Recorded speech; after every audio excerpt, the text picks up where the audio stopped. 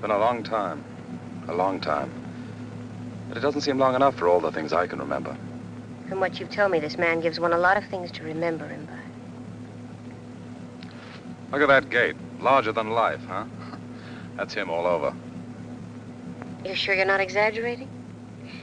Darling, it's possible to live so much in the past that finally it affects one's judgment. I've never been able to judge him. Too near him for too long. Loved him too much. Hated him too much. You mustn't feel this way.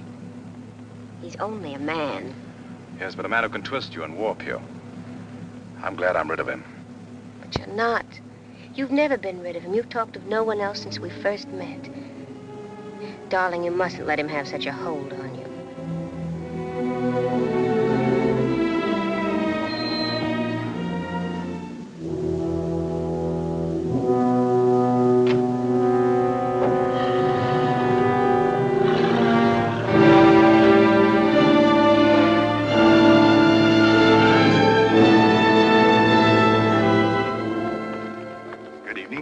If you please, sir, may I have your invitation card? Of course. Yeah. Thank you. It's quite all right. I'll not announce you as Mr. Vendig is speaking. That way, sir. Thank you. I'm afraid we're rather late. An understanding of the functioning of various societies can be reached. Understanding of and sympathy for divergent cultural patterns are certainly basic to the attainment of our goal.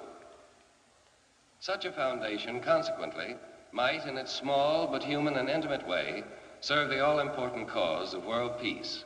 That's Vendig. My friends, I've enjoyed the battle of life, and I've tasted defeat. I've enjoyed the fruits of victory to the full. But after the dread lesson of the last few years, I think that all of us are a little weary of victories and battles, whether great or small. We want peace. I may assure the Undersecretary and his colleagues from the State Department, I may assure our friends, the delegates of the United Nations, that I am not proposing to take over alone and unaided the functions of their great organization. I can offer only the peace foundation which I have described to you. It will need a home. Mr. Secretary and gentlemen, I ask your joint acceptance of this house and the 3,000 acres of ground surrounding it. The foundation will need funds. I ask your joint acceptance of an endowment fund of $25 million. Thank you.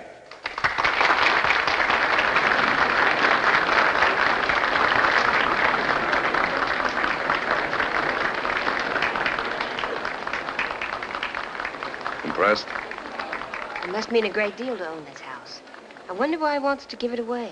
Oh, but you miss the point, young lady. It's for the cause of peace. Mr. Vendig wants peace. Hello, Landon. Terry. George says it's taxes. Yes, being a realist, I've got it all figured out. To begin with, take the taxes on this place. I happen to know them. They're murder. Yes, but there's the 25 million. Well, it still has to do with taxes. George, you've got to learn to think on a bigger scale. This beautiful young lady knows what I mean in a word. Peace. Well, it seems to me any effort for peace should be praised, whatever the motive. It wasn't peace in the world I was thinking of. I was thinking of the peace within Woodruff Vendig's soul. Paul, which would you rather save? Vendig's soul or taxes? Taxes every time. Besides, if he wanted peace, what are you doing here? Well, you're all talking as though he's just died, and we're here to criticize the remains. Vendig is still very much alive. If you'd be so good as to step into the study, Mr. Landon. Mr. Vendig's personal request. Yes. This way, sir. I know the way. Yes, sir.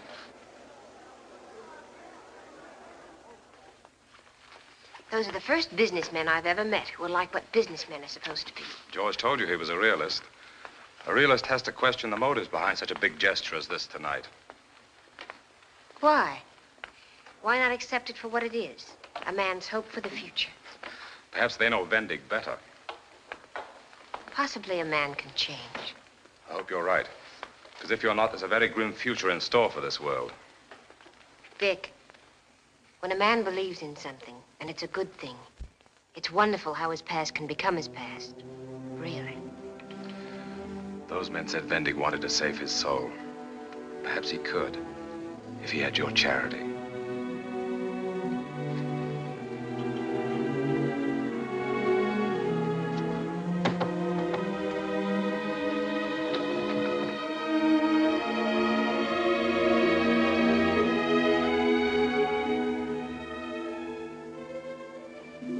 The handshaking must still be going on. Oh, this is beautiful.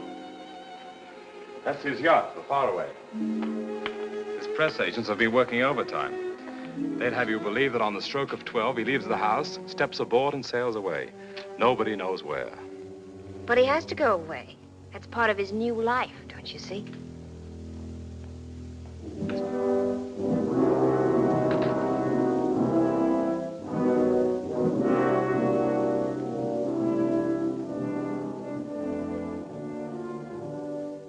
I thought you weren't coming.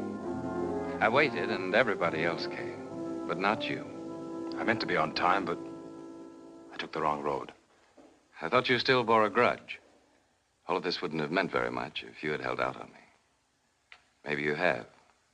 Isn't taking the wrong road one of those mistakes that happens when you want it to? Subconsciously. I'm sorry, I haven't analyzed myself in days. You don't think I'm sincere? Let's say I'm reserving judgment. Sounds kinder. Vic, when a man is ambitious for the kind of success that I used to dream about, it's inevitable that a lot of people are going to be hurt. He doesn't know that. He's too busy. He's fighting too hard. Then he reaches the top. Whatever the top may be for him.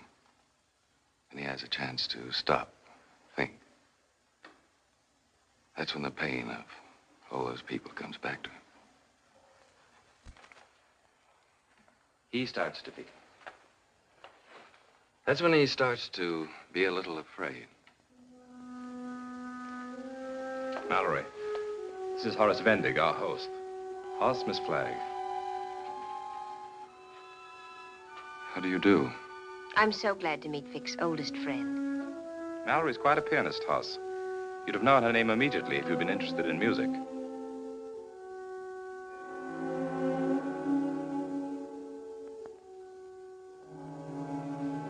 What's the matter? Do you see a resemblance? She's like... Like Martha. I know. Are you related to the Burnsides? There's no relationship with Martha, Hoss. In a way, I'm sorry. Vic has told me so many things about Martha Burnside. What kind of things? Just nice things. What else could I say about Martha? Of course. No, it's funny, I do a great deal of remembering myself, but I rarely ever talk about it. We do go a long way back. Don't we, Vic?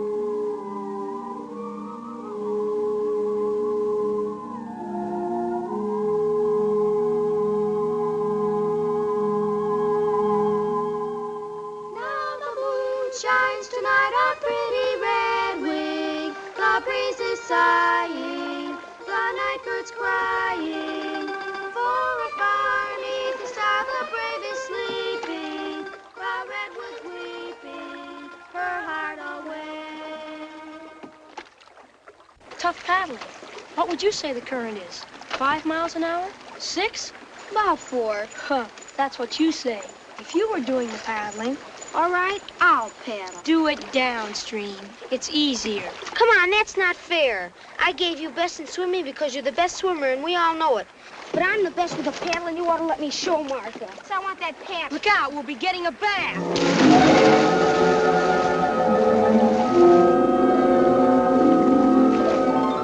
Help me! Help me! All right, Martha, I'll get you. Help me! Horace!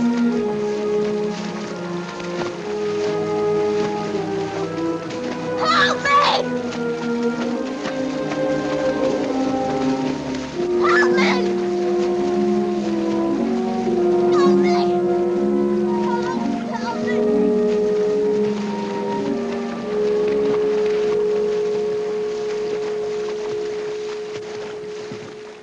As if I didn't have my hands full as it is. Now you have to come in looking like a drowned rat.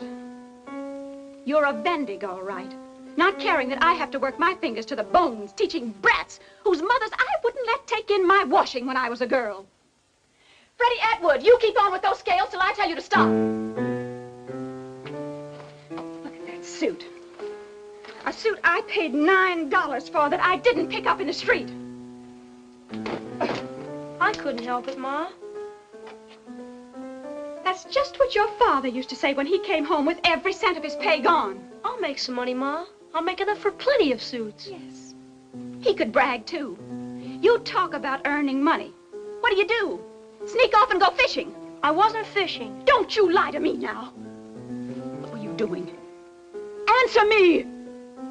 Did you hear?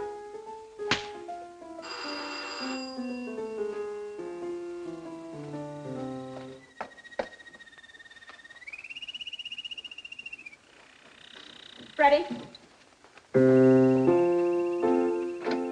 Is Horace all right, Mrs. Vendig? Horace? Why, yes, certainly. Thank heavens. Where is he? I must see him.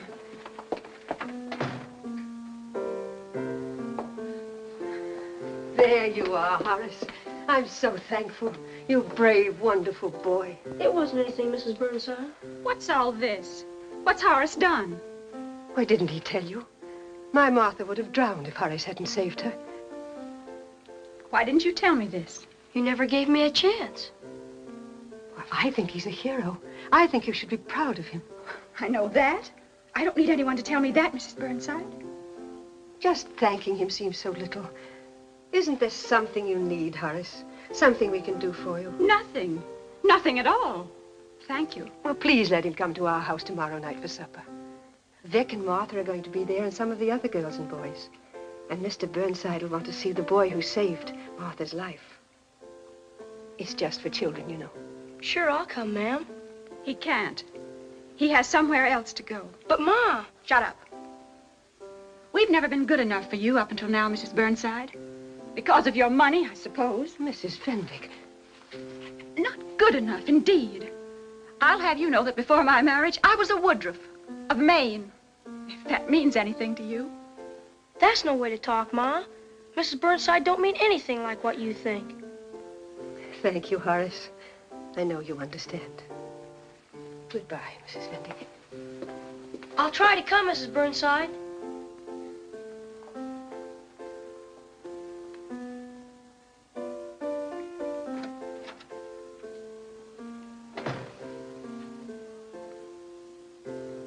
Horace, come here.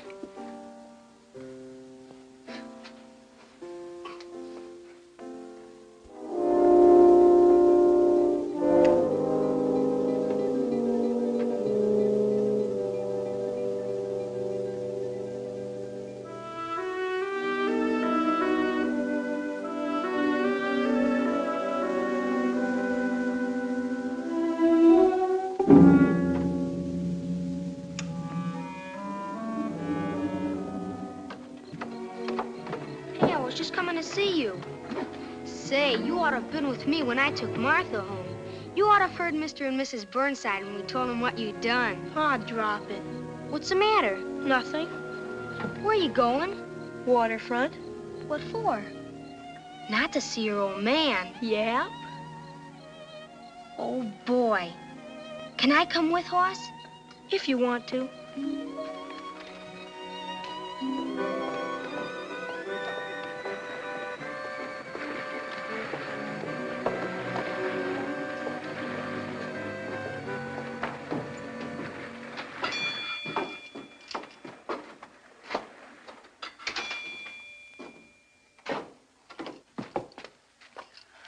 Hello, Miss Bella.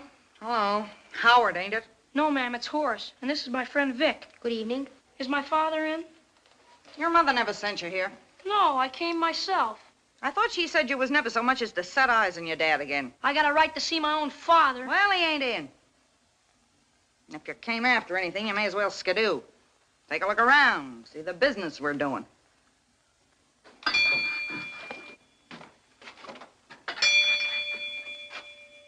Well, look. Look who's here. Horace, my boy. Hi, Bella. By the time you got back, did you lose your shirt again? Never mind if I win or I lose. It's my lucky day when my boy comes here. Well, well, Horace. Hello, Pa. I see you've grown, eh? And you brought a friend. How are you? Pleased to meet you, sir. Yeah, I'll bet you've got an appetite, eh? Both of you. Light up, Bella. Let's make the place look cheerful. Well, boys, what'll you have? Chowder? Chicken lobster? The best of everything, eh? Today I struck it rich. Order up, huh? No, thanks, Pa. I just came to see you. I've already had supper, thank you. Hey, your mother. She know you've come? Oh, no. Only I wanted to. Miss your father, eh? That's nice. I'm glad to see my boy's got a nice friend like you. Thanks, Mr. Vendig. We've been friends ever since Hoss came to the school. Oh, that's fine. How's it coming, son? All right, I guess.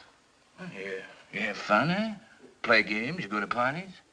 I could, only... Oh, it's like that, is it? That the best you got? It don't matter. I haven't seen my boy for 2 years. So you came to see your father even though you're not supposed to? Well, you certainly came on the right night. Do you know how much is in here? Must be an awful lot. Well, there's $58. Whew. And it don't smell like clam chowder. I got the right tip, see? And I made use of it. Let me tell you something, son. Opportunity knocks on every man's door once. Just once. I know. Well, go after it. Grab it with both hands. Don't let nothing stand in your way. Yes, sir. All you gotta do is figure out what the common people gotta have and grab it tight. Well, here's $10 for you. For yourself. For a real good suit. 3 for a pair of shoes. And a couple more for a shirt and some neckties, huh? Where do I come in? Don't make a joke, Bella. Give me that money. No joke about it. You owe me 4 weeks' pay. I promise you I'll settle tomorrow, eh? I'll wait outside, Hoss. Go on, get out. You can take your friend with you. Settle, eh? Out of what? You owe me 60, you win 58, and give half of that to somebody else's kid. Give it here, it's mine. Here, son, get out of this quick, huh? Come on, he's her kid, ain't he? Let her look Now, after fella, him. I give you the stockings, the perfume. Come on, kid, give it here. Look, I got a chance to go to a real big house tomorrow. Go on, get out. Go home and ask your mother for a new suit.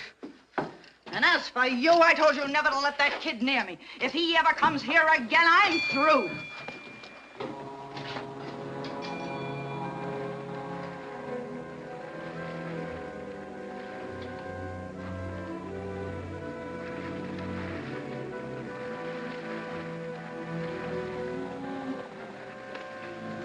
Better go home. You know, Hoss, your mother... Well, I guess she's sharp sometimes, like you say, but... Well, you know me, I'm no baby. But sometimes a fella can tell things to his mother.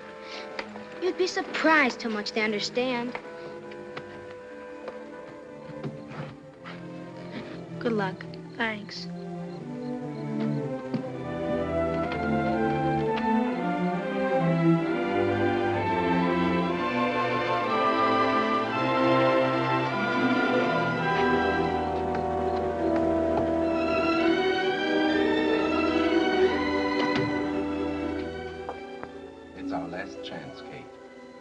course, must not be allowed to stand in our way. I can't. And I won't, Arthur, because of the boy. If we could take him with us, Kate. But as they say, no children. If his worthless father could look out for him. If only he had some relation. It's cruel. Downright cruel. There. Don't cry. Oh, Alfred. Dear one.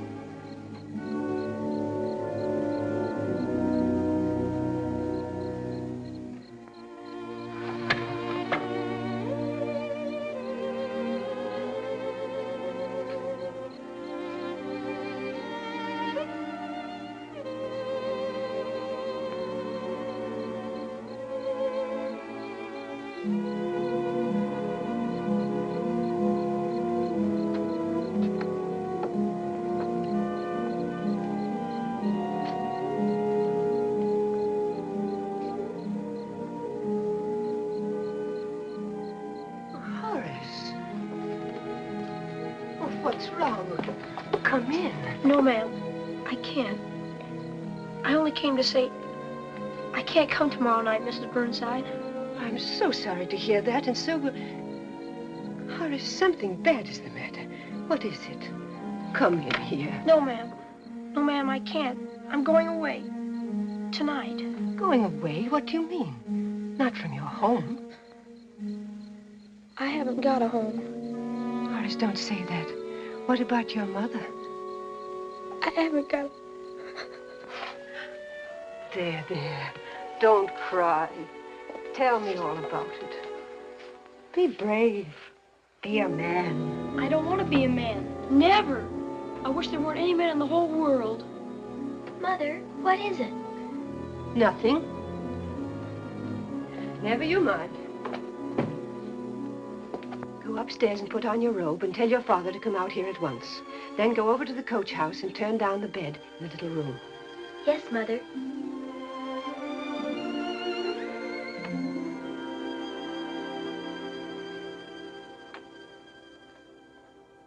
And Mother said this was to be your home. And Father said he'd see you through high school and into a real good position. All because you saved my life, Horace. He says he can never do enough for you.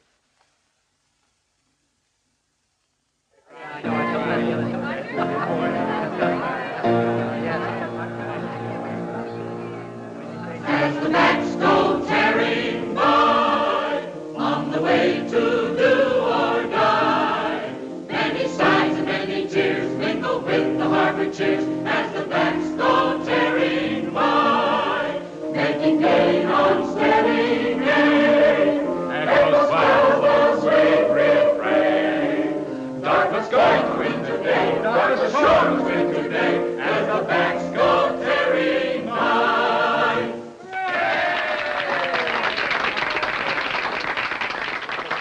Which one next? Genevieve. Nor Jeffrey. Whiffenpoof song. Your choice. You're the birthday girl. Well, how about your card song, Mr. Burnside? Well, if you can play it, I can sing it. Well, clear your throat, because I know them all. The Colorado School of Mines. Well, I guess I asked for that one. Well, let's see. How about yours, Vendig? Well, the fact is... Horace is in business. Isn't there a class song for financiers? Harry, you've got the best voice of the lot. Why don't you sing Fair Harbor? Sure.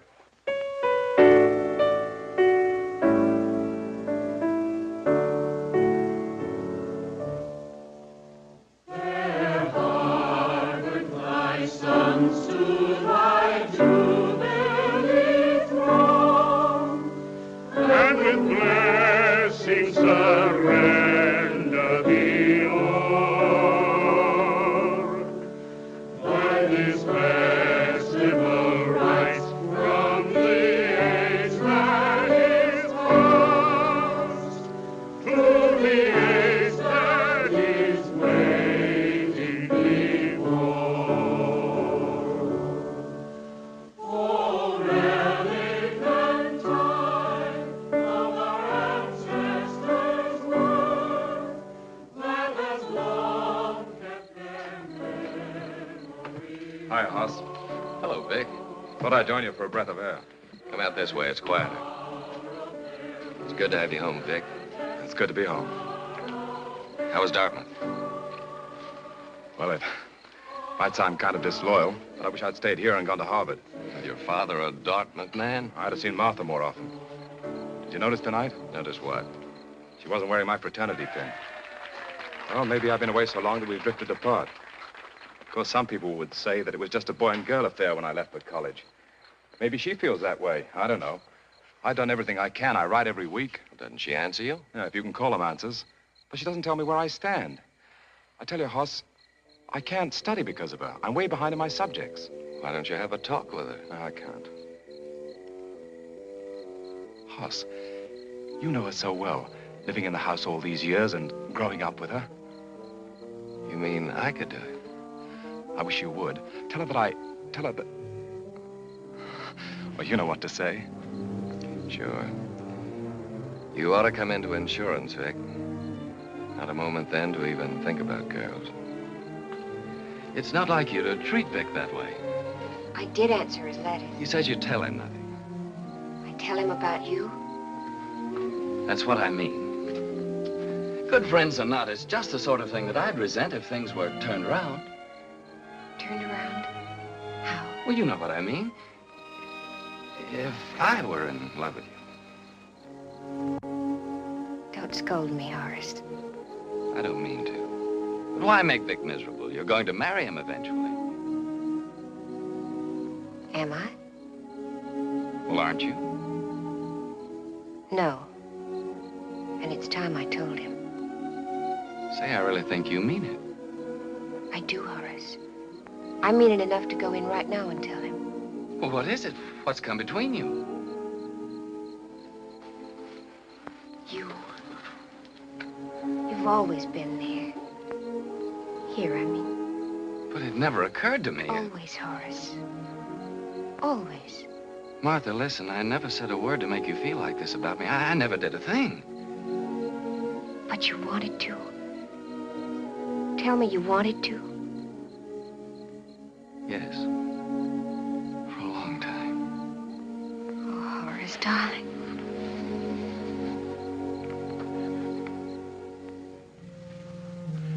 And I was thinking of transferring to Harvard. Well, Hoss, it's a case of the best man wins. I guess you're it.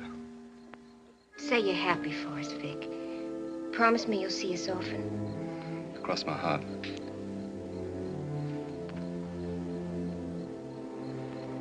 Could I talk to you alone for a minute? Of course.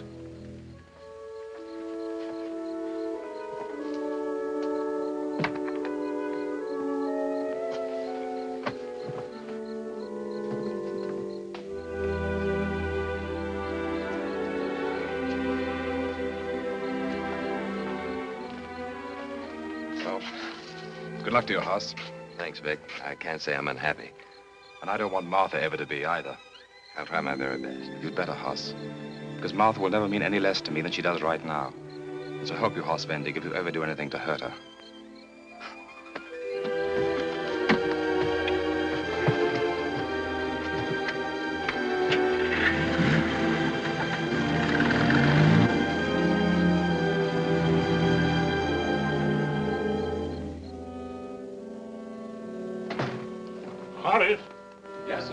I want a few words with you.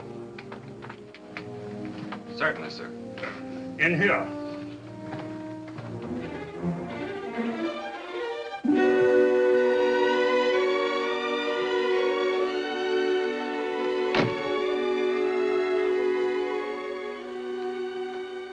Sit down, Horace.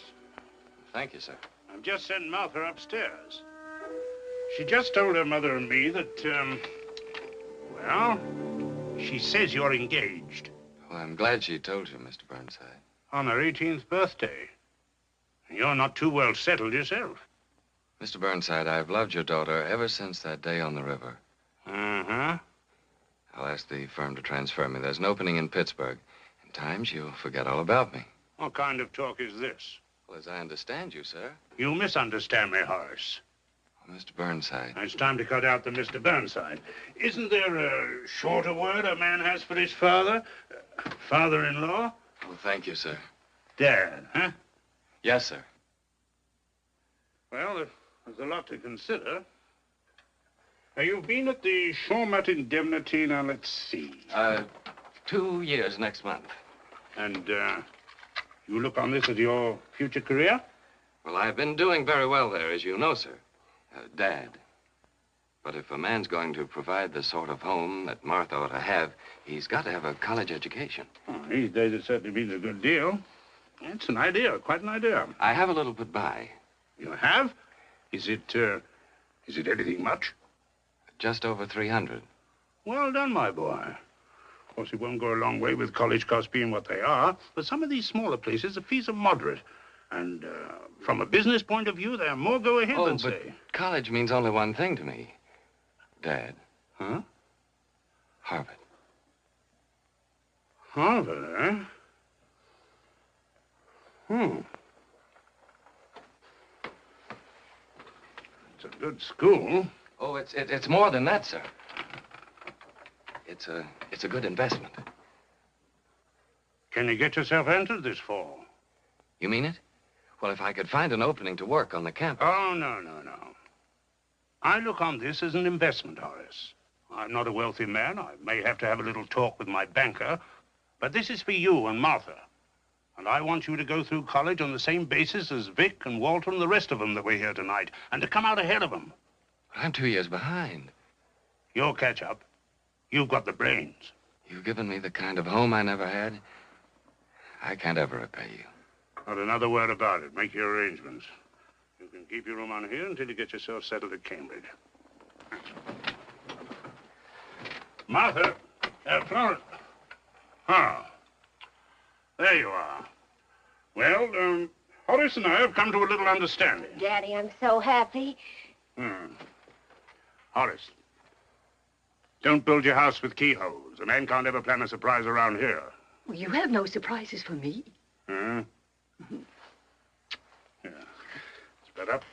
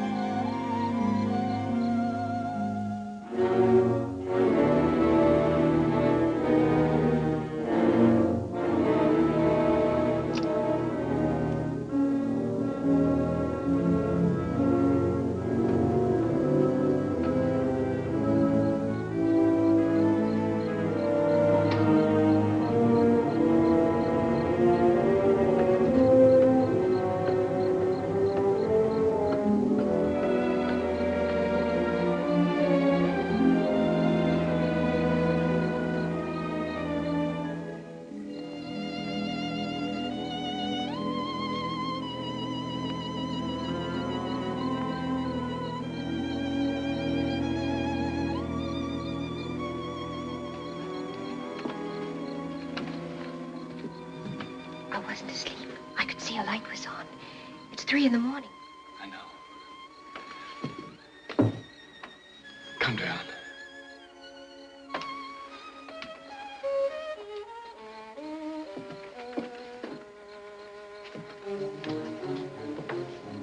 Come out here. the matter? You've been walking up and down for hours. I couldn't sleep. I feel... You ought to rest. Because tomorrow, Harvard. Yes. It's not wrong for us to be here at this time, is it? Do you think so? Not if you feel bad. Not if you need me. What is it? Is it because you're going away from me? Maybe I'm going away from everything that's any good. Only across the river. It's not far away. You'll be home every Sunday. I don't know. There's something inside me. Martha, it makes me do things that I don't know. Why are you trembling? That night at your party, when I asked you. You remember? Yes. Always.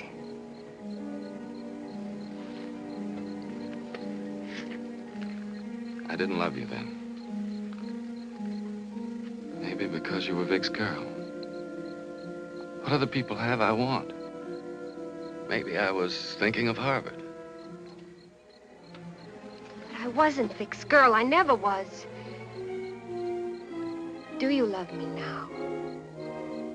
Oh, yes. Oh, yes. So much I'm scared.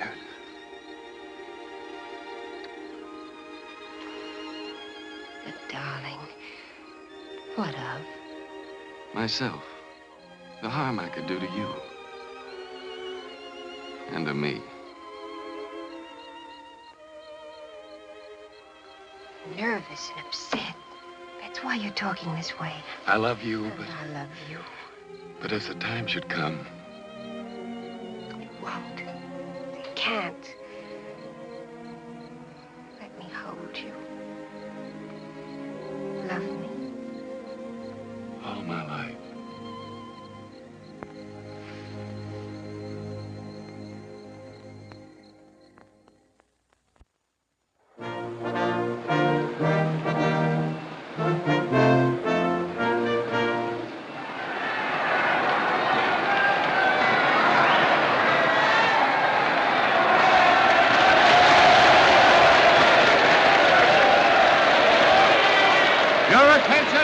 Everybody, the last event on the program, the freestyle relay, will decide the winner of this meet.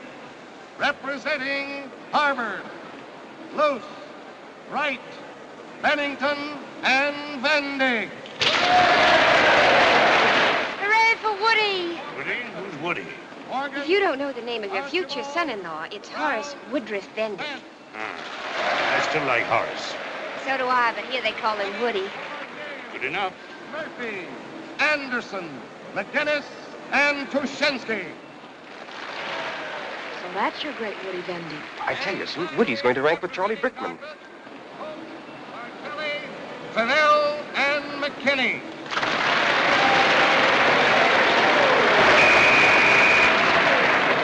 On your marks, get set.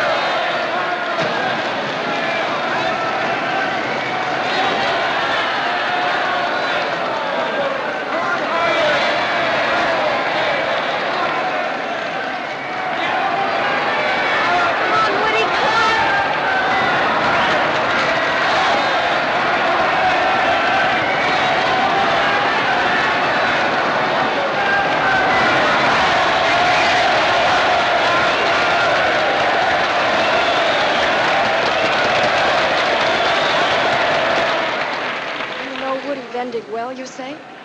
He sits right in front of me in the economics class. 3 times a week, that is. Well, then what's to prevent your asking him to have supper with us? Well, maybe he has another date. You'd better do it, Brad, or I'll march right into that dressing room and ask him myself. Oh, all right.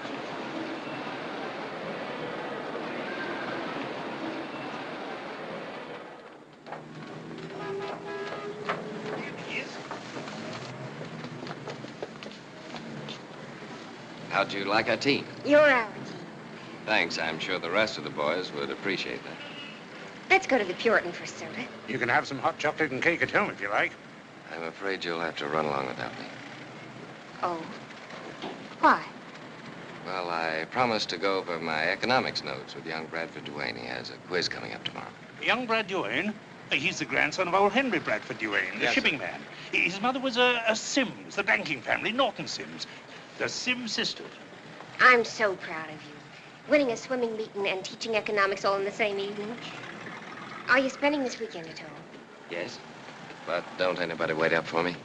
Good night. Good night, Horace. Fine swimming. Thank you, sir.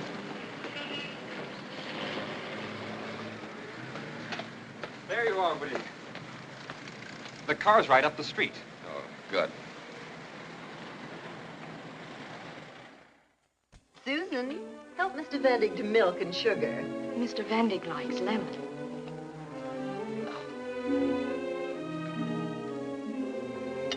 Thank you, Susan.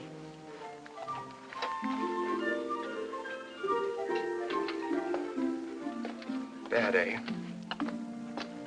What? This. I told you it was going to be tough. But anyway, now we can ask you here instead of always having to go out. Once you've passed one of Mother's Thursday horrors, everything's official. Official? Yeah, you know what I mean. You're calling on Sue. Oh. Why haven't you brought him here before? Well, I didn't think. At least this one's a gentleman.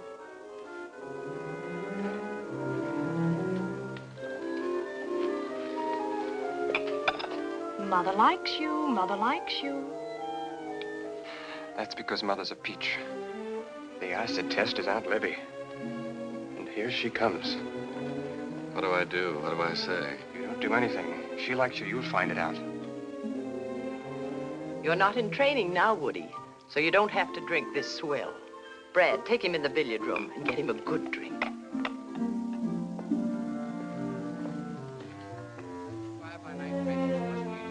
You've arrived, Mr. Vendig. Fundamental principles of sound economics. Rail, shipping, and steel, those three, the backbone of the country's economy. And that's precisely what I told Mr. Harding. Excuse me, Uncle Norton. This is Woody Vendig. He's at school with me. Vendig? Yes, sir. My uncle, Norton Sims. Mr. Sims? Mr. Bigelow, Mr. Prescott, Mr. Abbott, and Mr. Wiley. How do you do, sir? Yes, some of our clients, as I suppose some of yours, are interested in these recent aircraft issues. An interest I very firmly discourage. Personally, I wouldn't touch them. Too unstable. Liquidations, mergers. Yet I hear there's a house been organized to deal in airplane stocks exclusively. Oh, it's incredible. Financial suicide for them and a fraud perpetrated on their customers. Oh, but they're very responsible people, Mr. Sims. Latimer, Hilton, and Morrissey of Detroit. They've just underwritten a $4 million issue of Gleason biplane 5s at $10 par. Oh, that's Morris. No, just a moment. Go ahead, young man. The books were closed on Tuesday the 16th with the issue oversubscribed. And on the curb market today at closing, the stock was quoted at 12 1/8. Oh, maybe something in these flying machines. Keep me informed. Thinking of the brokerage business as a career? Well, that depends. Some of these new firms that are forcing their way onto the New York Exchange, I'd just as soon join a bookmaking concern. Bookmakers. That's it. Exactly what they are. But I suppose the class of investors in the market today don't really care about that. So you've noticed that, too? Oh, yes, sir. Anybody with 10% of the price of a share on the curb market. Even my tailor. It'll be bootblacks next. Mr. Sims, I've learned a great deal in the last hour. Been a pleasure. Let me see. What's your name again? Vendig, sir. H. Woodruff Vendig. Woodruff, eh? My mother was a Woodruff from Maine. Banking people? No, sir. Fisheries and lumber. Oh, yes, yes. Well, I mustn't detain you. Oh, well, just a moment. If you have a morning this week, say any time after 10, I'd like you to come in for a talk. Oh, I'd like very much to, Mr. Sims. Good night, sir. Good night.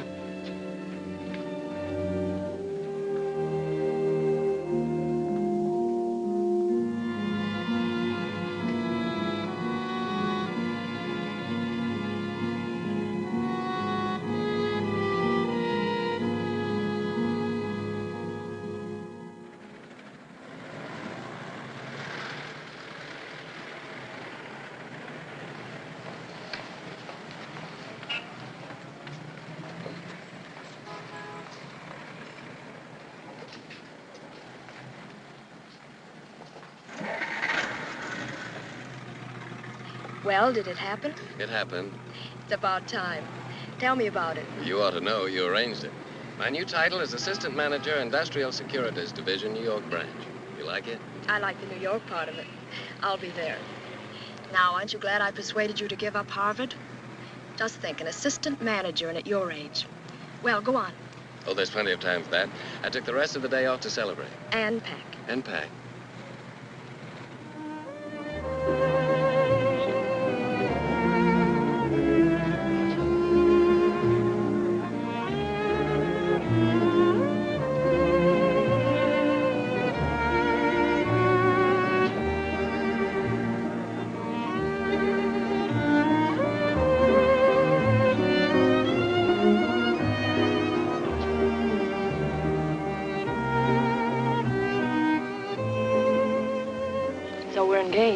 Yes, but secret as the grave. I don't see why. I'd shout it. So would I if I were the one with the money. Have it your own old-fashioned way. I'll be in New York by the 1st of the year. We'll have fun.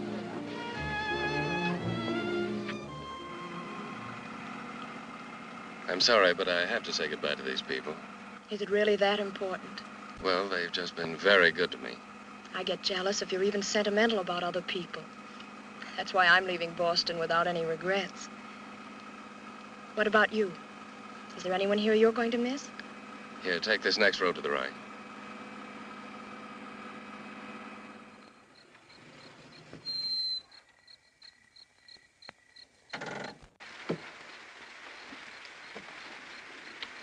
Good night. Can't I wait for you? No, you drive on home. I'll call you the first thing in the morning.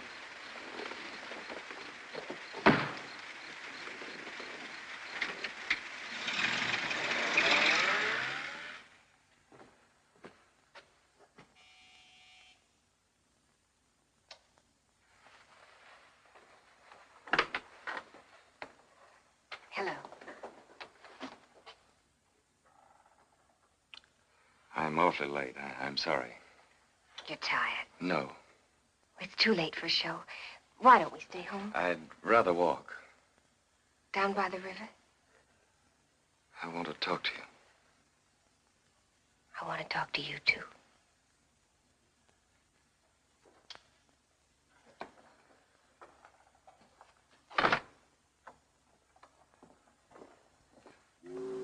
Anyway, they decided I deserved a boost, so they made me assistant manager of a bond department. Oh, Horace, that's wonderful. I had some news today, too. Only I'm not going around like an old grump. I'm happy about it. Martha, Darling, I'm telling you something. in a minute. Right now, you've got to listen to me.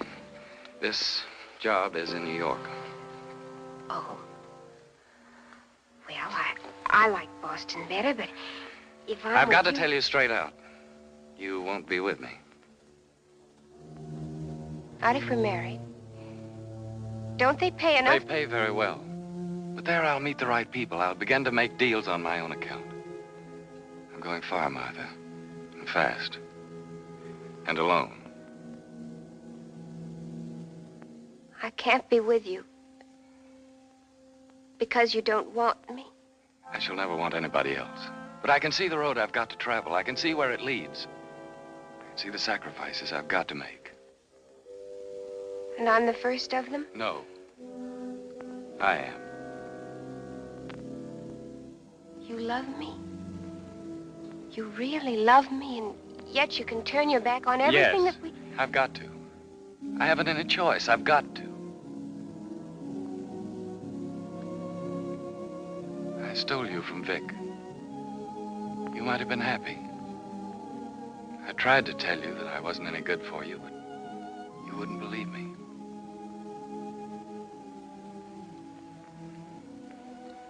I knew it already. I knew it when you first came to live with us. I watched you. I could see it all the time. But when I told you... Yes. Because you told me. I hoped that by loving you and being close to you, like your wife, I hoped you'd change. But I suppose I wasn't a big enough person. Maybe I didn't love you enough. And now you hate me. When you can't help yourself. No. I can't hate you for that. Any more than if you told me you were terribly ill. Perhaps you are.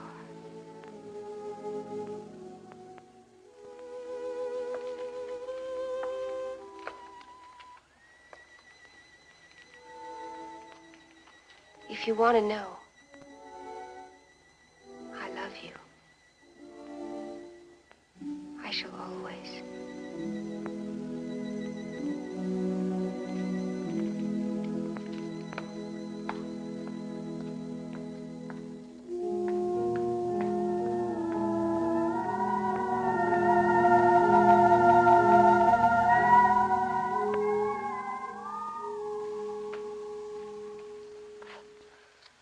I'm sure you manage most of your affairs more cleverly than that.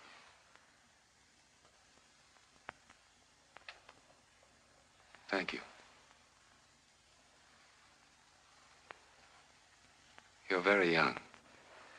And very ambitious. And may I say that ambition is a high climb with no way of getting down. You may be right. I'll have to find out for myself. You might spare yourself a lot of bumps and bruises if you listen to Mr. Vendig. His philosophy today is that success doesn't mean a thing. You won't give way so much as an inch, will you, Vic? No, but that's your fault, Hoss. You've always handled me so easily that I've got my guard up. And let's face it, you haven't done anything but talk.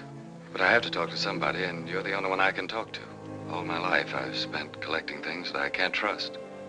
I've nothing that's part of me. Money I've made, it's no more than this house, and you saw how easily that was transferred.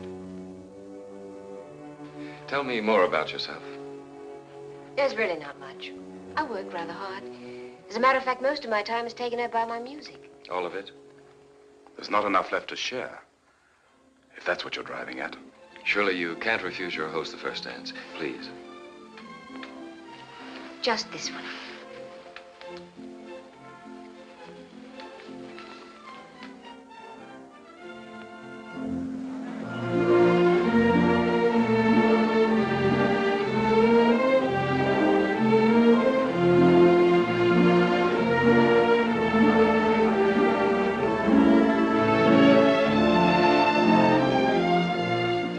Vic to be congratulated? Don't you want Vic to have cause for congratulations? Yes. Up until 10 minutes ago. Now I wish he didn't even exist. Or were away exploring another planet or anything that would leave you here with me. But I might like exploring another planet. It sounds exciting. What do you want? Mallory? Vic, you've had so many evenings with Mallory. Give me just part of this one.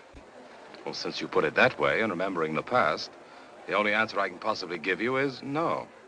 Well, at least let's all have a drink together.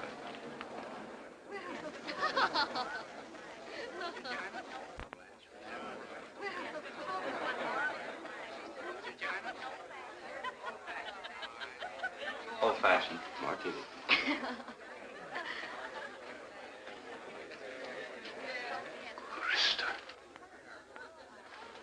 Why, Buck, did he write to you, too? He wants to make his peace. Me before anyone, I'd imagine. But you, what harm has he done you?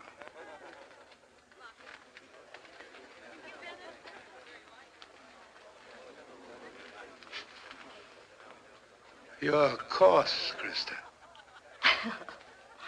Did he do that to you? Your hair was pure gold once. Now it looks like brass. Fool hairdresser of mine uses a hard rinse. Don't stare at me, Buck. You'll make me nervous. I remember the day. I don't want to remember any day. I came in here for a drink, and And you found a memory. What else are we here for? But to remember. Sit down. No, Buck.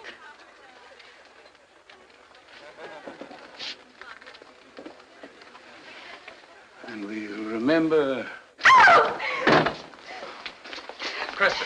He frightened me. Why do you have him here? Oh, I'm afraid this man caused a little trouble, Mr. Vendig. I'm sorry. I'm sorry, Krista.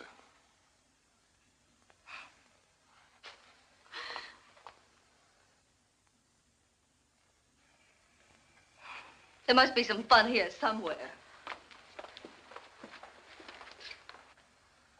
I'll have him escorted out.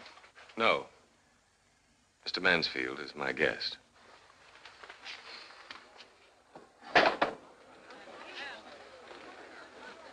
I hope your presence here means that my letter was taken in the spirit in which I intended it. Means I came here to see if all this stuff was another of your confounded tricks. I'm old. Maybe you think I'm weak. Blind, too, like Samson, eh? But lo, he pressed his palms against the pillars of the temple. Just say the word, Mr. Vendig. Tell this vermin to stand away from me. Lieutenant. Get me a drink. Charles, there's a bottle on your left.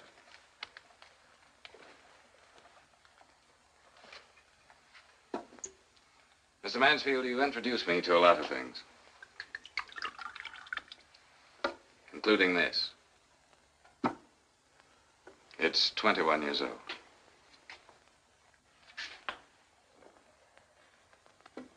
Sorry.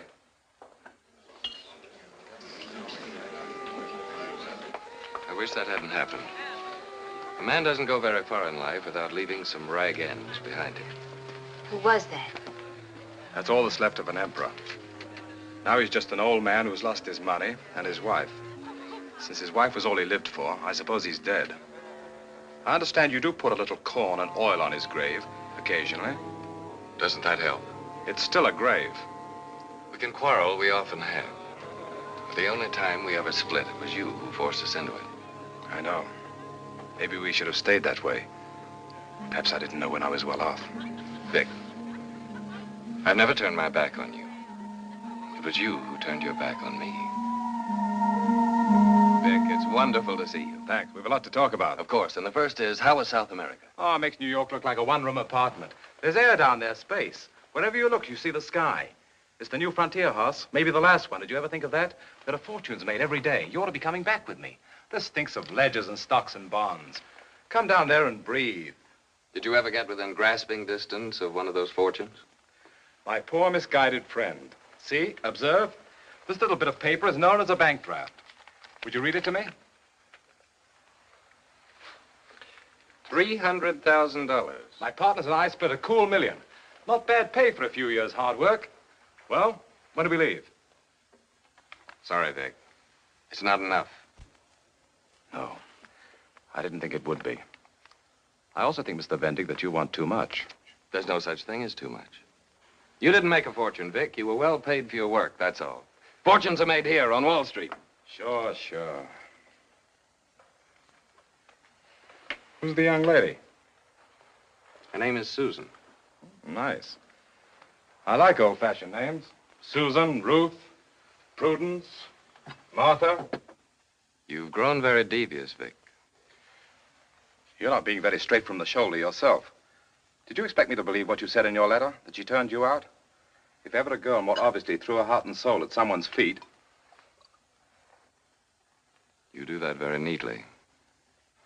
I've become a wicked old man. Martha has two very good eyes and intelligence. It didn't take her long to realize that there would always be a struggle between our love and my ambition. Well, she was right. I can say that for her. Why didn't she tell me? A letter, even a postcard. She knows I love her. I don't know. Pride, maybe. I searched everywhere for her. She seems to have dropped out of the world. I stopped off in Boston on the way here. Everything's changed. Martha gone, Mrs. Burnside moved away, the old man dead. What? Didn't you know he died? No. No, that's wicked news. He was like my father, Vic. You mean no one wrote to you? No one told you a thing like that? Hoss, what happened between you and the family? Just because It was Martha... very painful for all of us. I had to make a clean break. There's one thing you've got to remember, Vic. I loved her. Of course. Don't pay any attention to me. I'm not only a wicked old man, I'm a suspicious one. I don't care what you are. You're fine with me. Thanks. Well, I'm glad to see you're doing so well for yourself anyway. H. Woodruff Vendig, Incorporated. Sounds big. Are you going to marry the young lady? Why? Well, when a man keeps a girl's picture on his desk, it usually means... Hello? Yes, put him on. Now watch how we do it on the stock market. Hello, Mr. McDonald? Why don't you take my suggestion and let me go before the board of directors personally? The prospectus I sent you only gave the bare figures. I see. Yes, I understand, Mr. McDonald. Thank you, sir. Goodbye. Well, Vic, where were we? The man said no. Yes. And a big operation, Vic. A chance that may come only once in a man's career on Wall Street. But Montgomery Trust, that's the bank in which this McDonald is one of the chief stockholders, can't see it. But that doesn't make sense. I may be only an engineer, For an engineer, the interesting thing is not where I'd get the money, but what I'd do with it. Have you ever heard of the Mansfield Utilities Empire? No? Am I ignorant? Its polite name is Delta Bond and Share. It's an independent utilities company that exists in the shadow of one man, Buck Mansfield. A crazy fabrication, this utilities empire. It's one strong man overriding a lot of weak ones. Drunk with power, capricious, whimsical, thinking his will is nature's law. But that's a monopoly. What holds it together? His personality. And right now, I'm beginning to wonder just how long that personality will stand up under pressure. Pressure? From you, Hoss? You're dreaming. Of course I'm dreaming. The same dreams you had when you went to South America. Vic, this Mansfield is holding up communications, power, the very gas that a farm woman needs to cook her meal. And you need $250,000. Oh, 300,000 to be exact. It's nothing compared to what his holding companies represent. But, Vic, this is David and Goliath. Hoss, I'm with you. How far? My 300,000. I believe in power, and I believe in people. And it's my job as an engineer to bring the two together. My partners and I, we took in electricity, and we made poor people rich. We built bridges, and we turned enemies into good neighbors. Vic, we've been marking time for years, just for this moment. This buys you a partnership. You know what we're going to call it? Call it what you like. We'll free the power. And start the mill trolling. Put prices within reach of the smallest farmer. Right. Come back around 6 o'clock, Vic. I'll have the papers ready. Fine. I'm going to like working with you, Hoss. You're all right.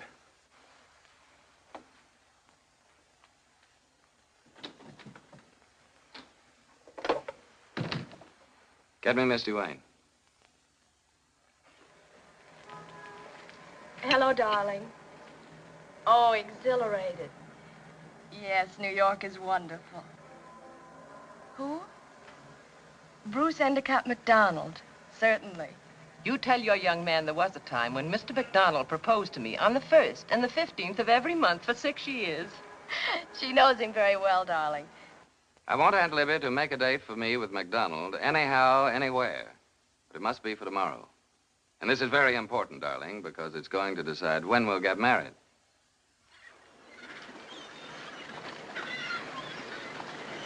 I'm sorry my bank was so unobliging yesterday. You have an interesting proposition. So interesting and so sound that I'm putting in 300,000 of my own. But you didn't tell us about that. I just don't like doing business with people who believe my word has to be backed by collateral. You're very proud. Yes. I don't mean that as a criticism, but doesn't this rule hamper you? It never has, and if it ever does, I still won't compromise. Bruce, if I lose one fish because of your chatter, let them talk, Aunt Libby. Vendig, speaking not for the bank, but for myself, what's your idea with Palmetto? What would yours be if you had just acquired the largest single block of voting stock in a company? Eventual control? Control with a purpose. The rates in Palmetto's territory will stand a 15% increase. Can the people pay it? Where else will they get power? There's no competition. Vendig, I'd like to join you. If you mean that, I'll tell you how you can participate. I've taken an option on 50,000 shares of Delta Bond and Share at 20. What's the price of admission? You put up $500,000 and I'll give you 20% of Palmetto. I like it. Beat you again. Too bad, Mr. McDonald. We'll do better with Mansfield. Excellent whiskey, Mr. Mansfield. Yes, just old enough to vote. The wine of the country, my friend. Bourbon, the name given to kings, and whiskey, the kings are gone, the liquor remains. Shall we resume? Energy like yours, Mr. Vendig, is no doubt much to be admired on Wall Street between the hours of 10 and 3. But in this house and in this climate, well, allow me to say it approaches the vainglorious. It's after 3 now, and as much as I appreciate your hospitality, I should have been on my way back to New York when you sat me down to lunch. Ah, speaking of lunch, did I mention that the crayfish for the bis was taken this morning out of the stream on this property? You did. Now, if you wouldn't mind checking over my figures. Oh, no need to, Mr. Vendig. I have rather a good memory for figures. And names as well. Particularly when they are linked with financial operations which may affect any of my enterprises. But mine are not likely to affect you as adversely. It would amount to a sort of junior partnership. I have only one partner in business as in life. But go ahead. 400,000 shares of Palmetto Light and Power, which I, my company, Vendig Incorporated, hold under option, represents a controlling interest in that company, which I am willing to yield along with 50,000 shares of Delta Bond and Share. Which you also hold under options at $20 per share. I see you get around. Aye, very rarely. Since my Delta stock does, I like to be aware of where it is and what it is doing at any given time, as though it were a pet. Mr. Mansfield, it looks as though your pet had my color on it. Are you positive of that, Mr. Vendig? Just confident.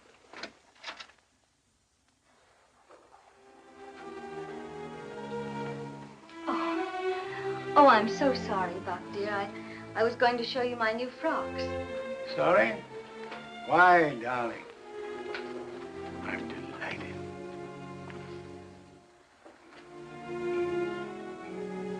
Mr. Vendig, the partner I refer to, my wife. How do you do, Mrs. Mansfield? How do you do? I never would have barged in like this if I'd known we had a visitor from the north. I'm very flattered. But Mrs. Mansfield has had the visitor since before lunch. Then we must both have you for dinner. You make us sound like cannibals. Mr. Vendig means to take an early train. Yes, I'm sorry. Please ask me again. I will, right now. Do stay for dinner, Mr. Vendig, please. I may suggest that as she represents another 48% of Delta stock, Krista can outvote you. If I may try your telephone again. Of course. I may have repaired the line by this time. Excuse me. How do you like this one, Buck? Darling, it's exquisite. I love to see your little feet.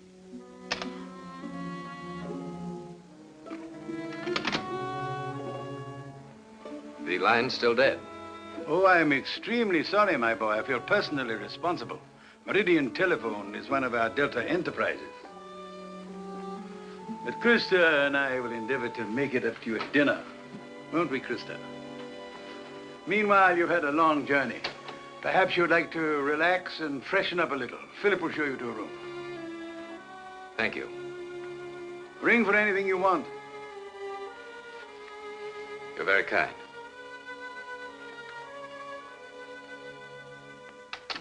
Well, my pet, what do you think of our handsome young visitor? Oh, I don't know, Buck. What's he here for, anyway? When you and I are so happy all alone.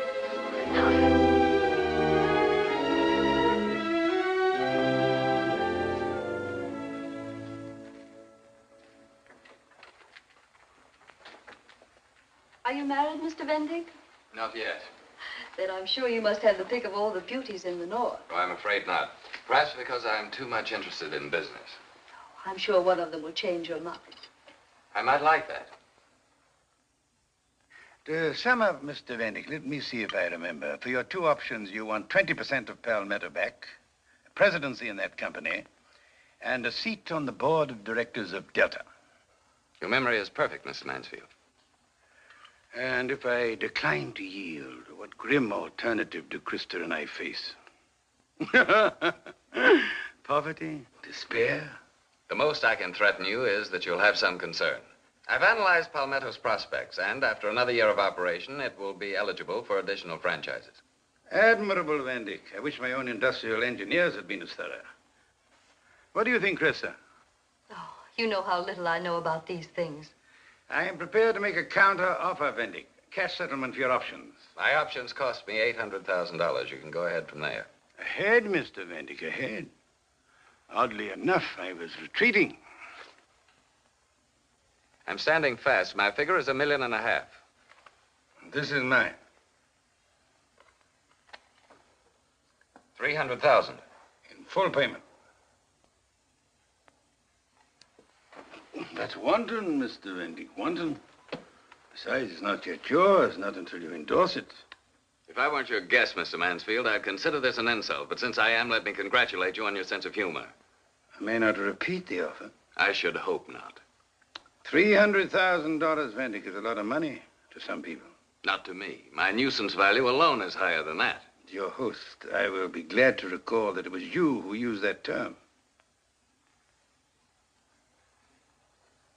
I can't picture you as a nuisance, Mr. Vendig, under any circumstances.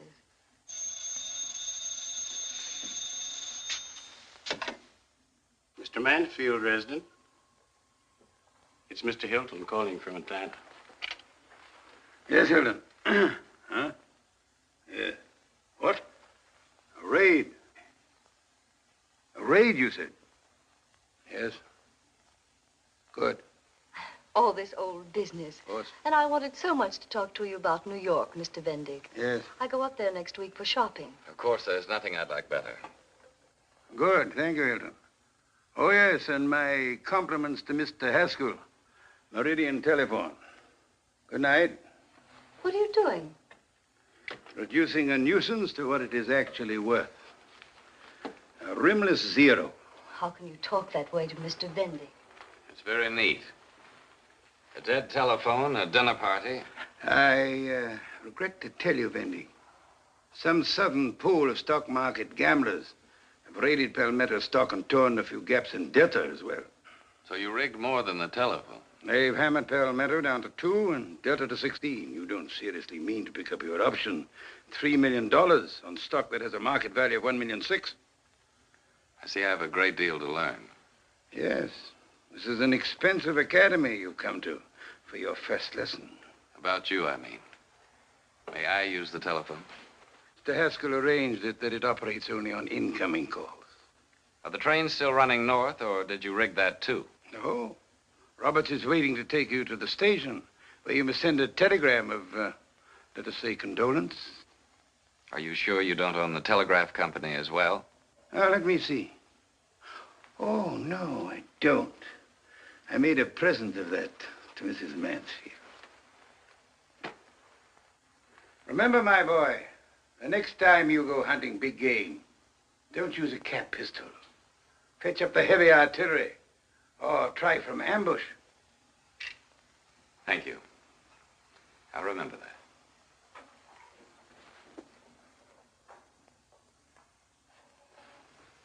Good night.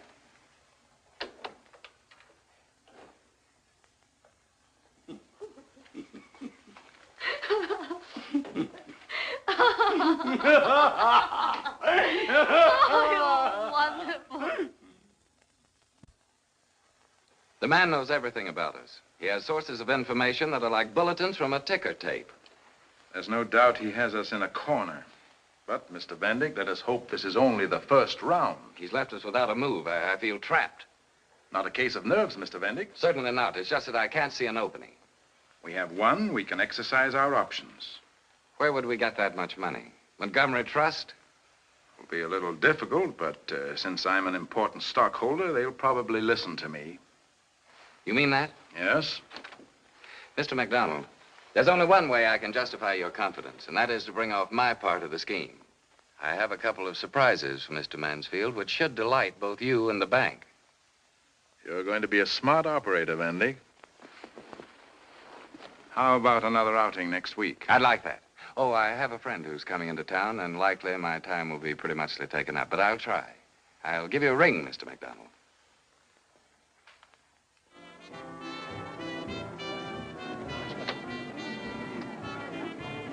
Good evening, Mr. Vendig. Good evening. Lady's waiting for you. Third table on the left. Thank you, Sam. Good evening, Mr. Vendig. Good evening. Good evening, darling. The usual? 2 champagne cocktails. Sorry I was so late. Keep you waiting long? A minute is too long. That's another thing I like about you. You make me feel so important. You are. So important, I can't wait to be with you always. Darling. It was a little difficult getting away this time. There have been too many of these shopping trips. Buck doesn't guess. No. It's just that he's so possessive. He wants me with him all the time. I don't blame him. I hate going home to him. I hate the thought that he might find out. Well, darling, you mustn't be afraid of him. I'm not afraid. I feel so guilty. But, darling, that's ridiculous. He can't hold on to you as though you were a piece of property he had bought. But I am. That's just it. I am. You're going to forget your whole life with him after we're married. Darling. I knew your strength from the first month. That's what I hate. These speakeasies, this hiding in corners. So do I. But we have to go slowly. Darling, Buck's got me in such a tight spot. I know. McDonald has every cent he can raise behind me, but it's not enough. Buck keeps holding that stock down. We're overextended. I've been thinking about it for a long time. I can help. Hello, darling.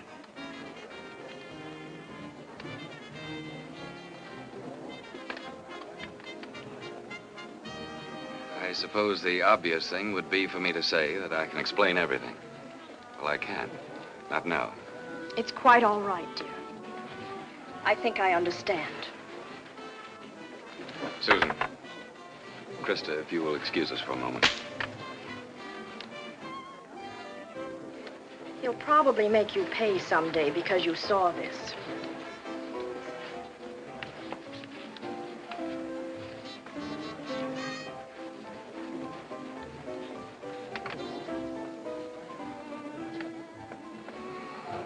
I imagine this is no time for clever remarks. It had to happen. I'm just sorry you were here. It doesn't matter, darling.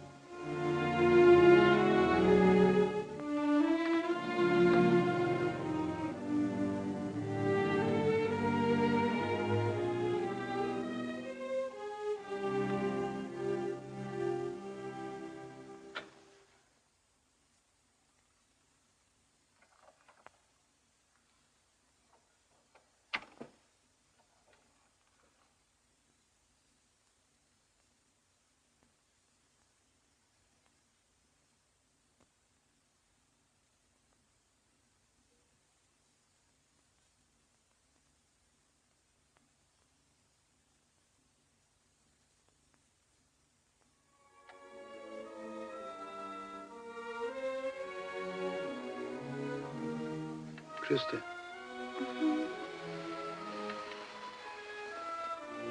Darling.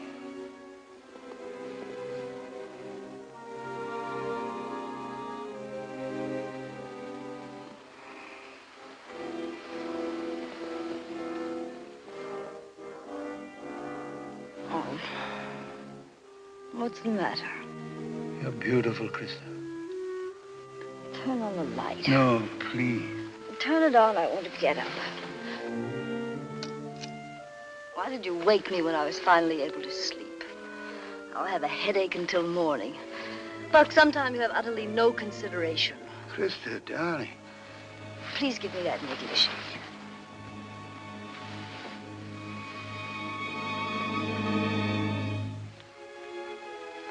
And don't hang over me. I don't want to be touched. Not even by me.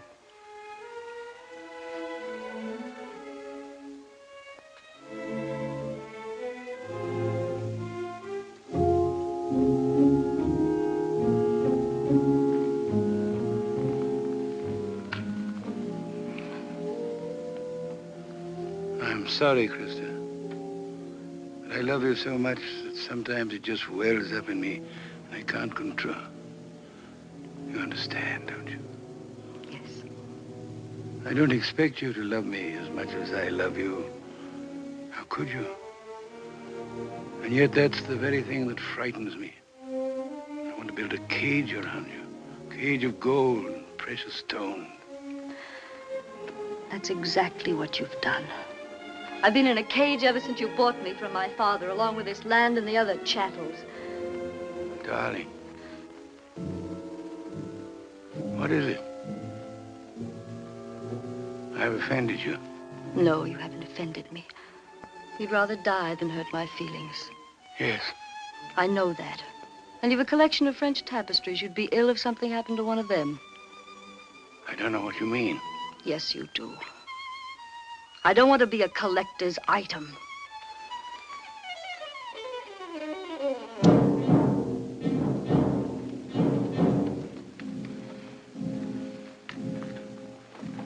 Darling, it's your headache.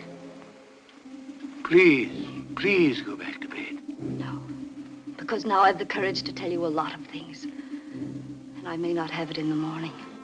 You've nothing to tell me. I've educated you. I've surrounded you with love and luxury.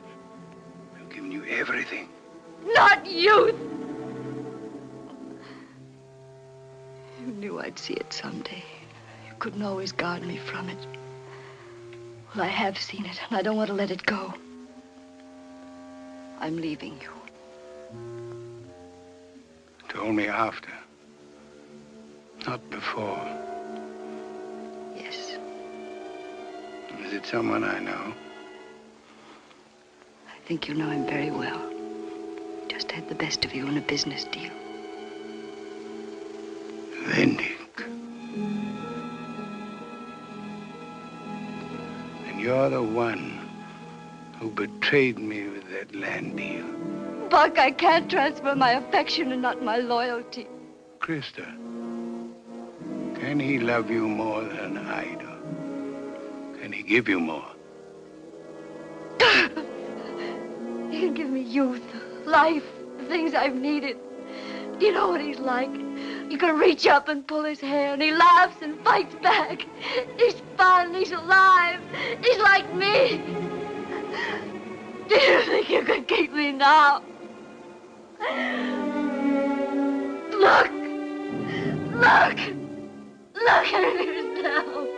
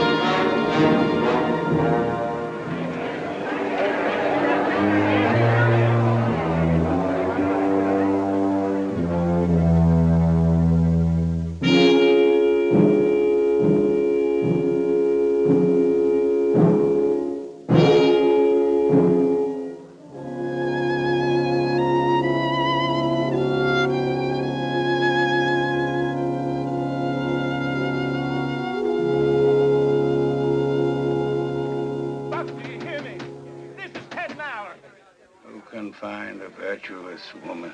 Will you please sign this power? Prices far above rubies. The heart of her husband trusteth in her. She doeth him good, not evil. all the days of her life. Will you please sign this power of attorney? And all her household are clothed in scarlet.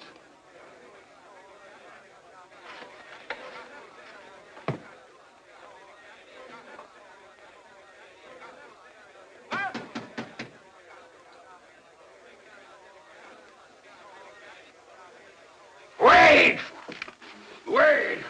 No. I want to get him seized. Let's me first find out. Hurry, talk to her. I want to go through that. Have the hounds dragged me down yet? How do we stand? If you sign over every control you have, you may yet save some of the board of directors. It's a little too late to save yourself. Here's the proof. Never mind. Touch of happiness in your voice is all the proof I need.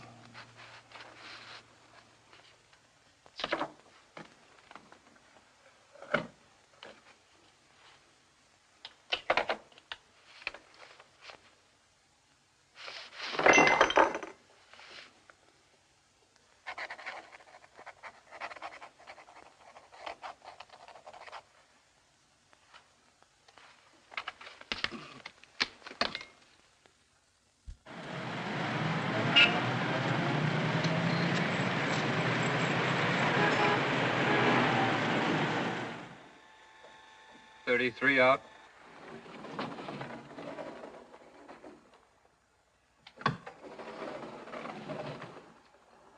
Well, hello. Hello, Krista. How is Paris? Friendly, Vic, very friendly. That must have been nice. 44 Vendig Incorporated. Your floor, Mr. Lambden. Thanks. A very warm sort of homecoming. So many thousands of people down at the pier to kiss me ashore, I couldn't find my own husband. He's quite preoccupied these days, Krista. The market's in a bad way. Be sure to be with him on Judgment Day, Vic. He'll need you to plead his case.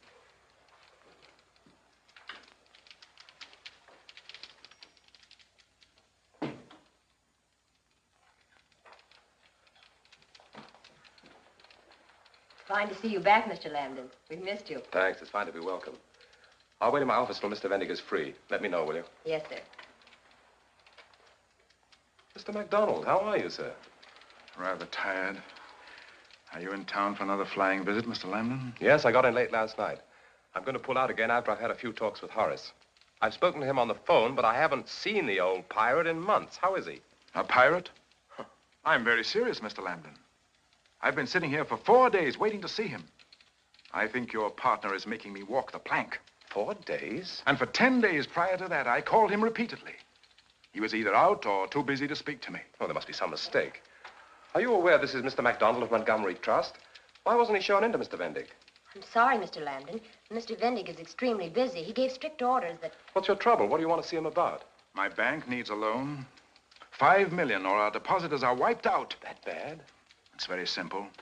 Too much of our resources were Dorchester's stock, sold to us before this panic, as part of Vendig's carefully prepared short-selling campaign. But he wouldn't do that, not to you.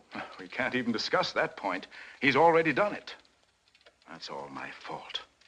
I'm personally responsible for what's happened to us.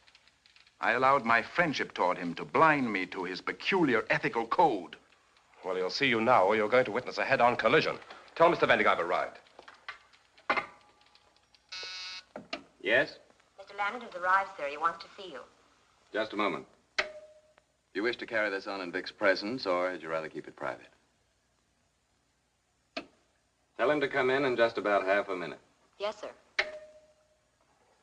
You've already told this to Vic. I could see it in his face. As a matter of fact, I haven't told him a word. Now, let's see. Where were we? Oh, yes.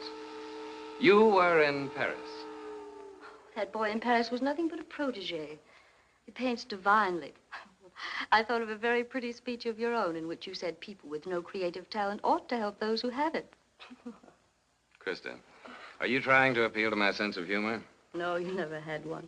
I asked you to come here because I don't intend for you to go back to the house. Everything that belongs to you is ready and waiting. As soon as you've checked into a hotel, let me know, and I'll tell my lawyers where they may serve you. And with that, may I consider myself dismissed? If you care to put it that way. And without even the customary 2 weeks' notice. Don't try sarcasm on me, Krista. I might pull out your Paris record. How did you expect me to behave? Like a woman who had a husband she loved and respected? Have you given me a better life than I had with Buck Mansfield? I left him because I needed you. Wasn't it logical that I should leave you for the same reason? Quite. And you have. What have you given me in the 5 years we've been married? From the first moment you weren't kissing me, you were kissing 48% of Delta bond and share. Vic, just as a matter of curiosity, and because I happen to like you, what do you think about our divorce? I'm sorry it had to happen. And you never said a word about it. Not even to Vic.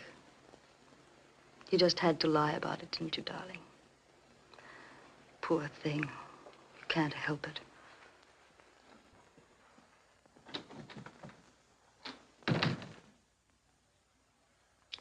What was the idea? Why tell her how many people know the story? Yes, I suppose you're right. Well, if you trap me so easily, I feel like a fool. Was it very unpleasant? Naturally. Don't you think I have any feelings? I often wonder. Hoss, since when does MacDonald have to wait outside for 4 days? MacDonald? Now, wait a minute. Don't say his name as though it were something holy. He's a businessman who wants a tremendous loan. Which we can very well afford to give him. Not without collateral. Collateral? That's why I don't want to see him. What's the point? Hoss, I don't understand you. Everything in this office, almost every good thing in your life, was made possible by MacDonald's faith in you personally. It wasn't based on collateral. He didn't ask for anything but your word. He made Vendig Incorporated. Oh, no. I did. No, it was MacDonald and Montgomery Trust. You went to him for help a dozen times, and each time he gave it to you freely, without question, without collateral. Now he's come to you. Vic, why don't you stick to building bridges? The man wants $5 million. Very well secured. His bank is basically sound unless he goes under. If he does, you'll take with him every small depositor on their books. Hoss, I don't know what you've got against him, but think of those people. I will when I retire. In the meantime, I'm thinking only of myself. All right. I won't talk to you as a friend, but as a partner. A silent one, Vic. Hoss, don't joke while MacDonald is suffering out there. It's vicious. What are you made of, anyway? I'm an adding machine. And as a result, you're so rich you can afford a conscience. Well, I'm not that rich. I still need a lot more. My job is to protect my interests and yours.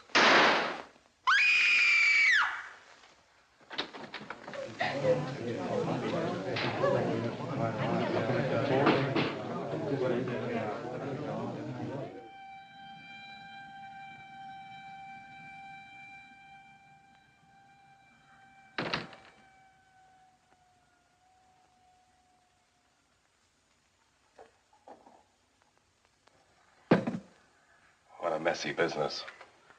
Have they taken him away? Yeah, just now. Complications when a man dies like that. Questions. Well, here's to you. Killer. Cut it out. Why didn't you put that gun to his head? Didn't you pull the trigger? I saved this company $5 million hard-earned dollars. Doesn't the fact that the man shot himself prove anything to you? He was a weakling. That's why I couldn't help him without security. I can't drink your liquor. It chokes me. Everything about you chokes me. Why did you pull him down, Hoss? Why do you pull down everyone who gives you a hand? Don't be a fool. How much respect do you think I have for myself, watching you at work and letting you get away with it while I share in the profits? You aren't a realist, that's all. That's my department. Well, let me tell you something. I don't like the people in your department. I don't like what they do. I don't like what they do to me, so I'm getting out. Vic! I need you. You don't need anyone. You're the only friend I have.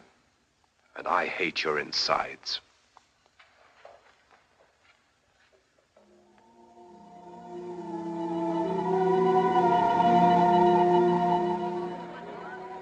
I had good reason to break with you, Hoss. But it wasn't only the MacDonald affair that kept me away so long. Vic, this must be very embarrassing for Mallory.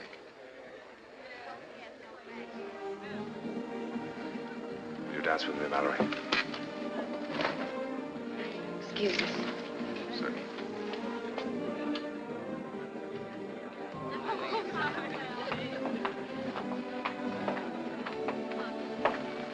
Vendig, you got gone very far. You've been very clever. No cleverer than most men. But every time I saw something I wanted, I did say to myself, this I must have. Yes, I underestimated you, Vendig. You know, that's the first tactical error I'd ever made. I'm sorry it had to happen. But I'm sorry, too. Shall we change places again?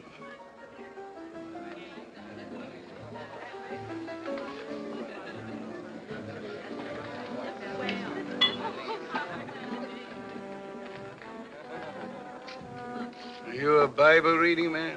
When do I get time to read anything? Art greatly despised. Pride of thy heart has deceived you. You whose habitation is high, who says in his heart, who shall bring thee down to the ground? Now you exalt yourself as the eagle, set your nest among the stars. Thence will I bring thee down, saith the Lord.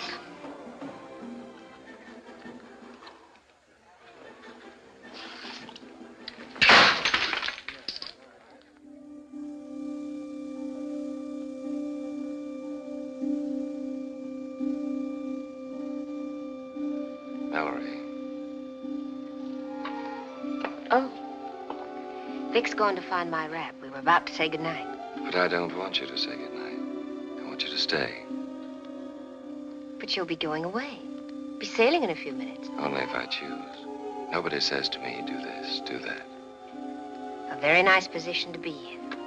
I suppose that's what you worked so hard for. Please don't talk away from the point. I said I wanted you to stay. Sorry. Listen to me. I want you to understand what's been growing in my mind ever since the first time I saw you tonight. I love you. You've got to believe that. I love you. Please don't talk. Nothing that can ever happen will add to what I know now. I've been waiting for you, Mallory. I've waited ever since I was a boy.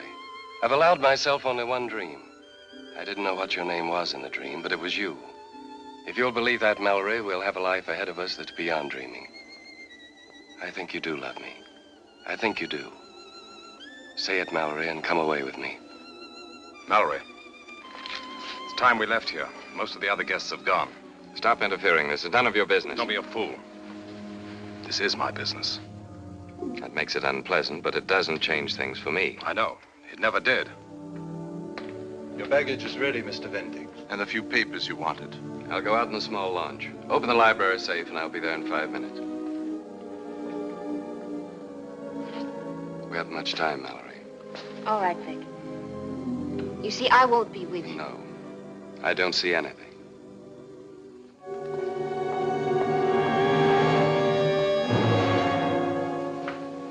Let's go. The car's that way. I know. We're going to the pier. Why? I want to see him again.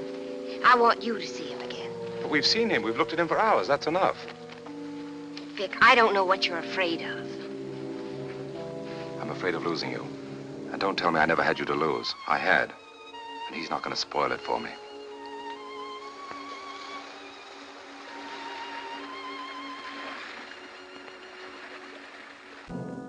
Mr. Lambden and the young lady are on the pier.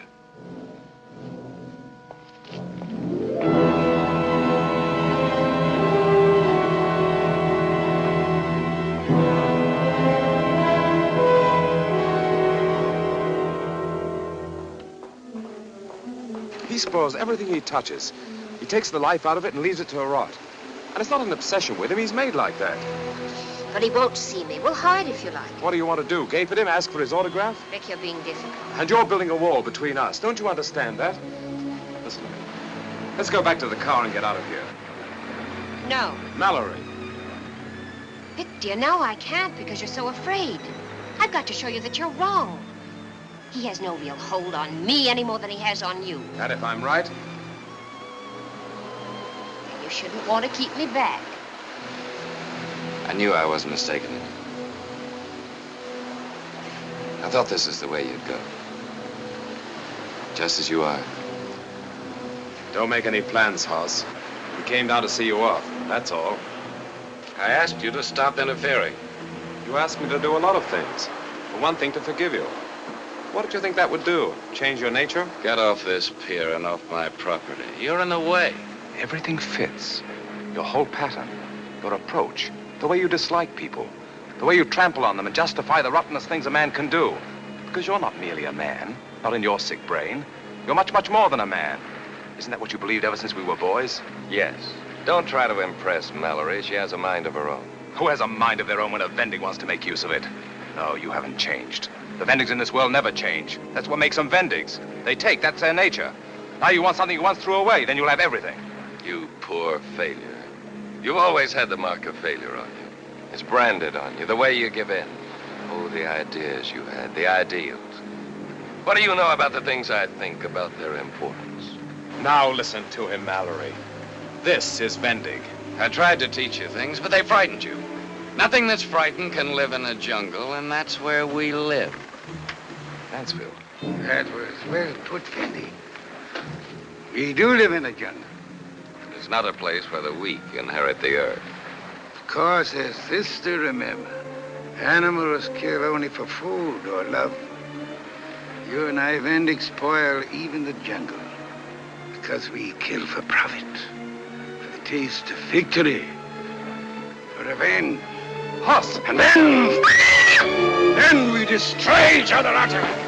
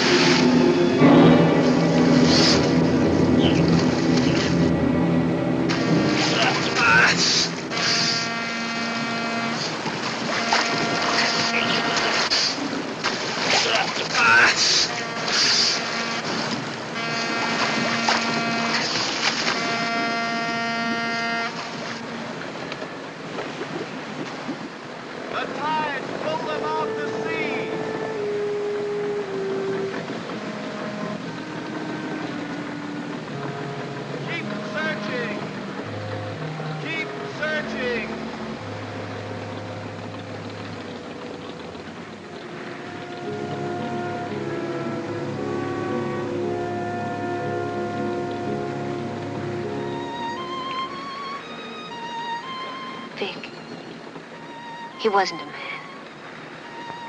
He was a way of life.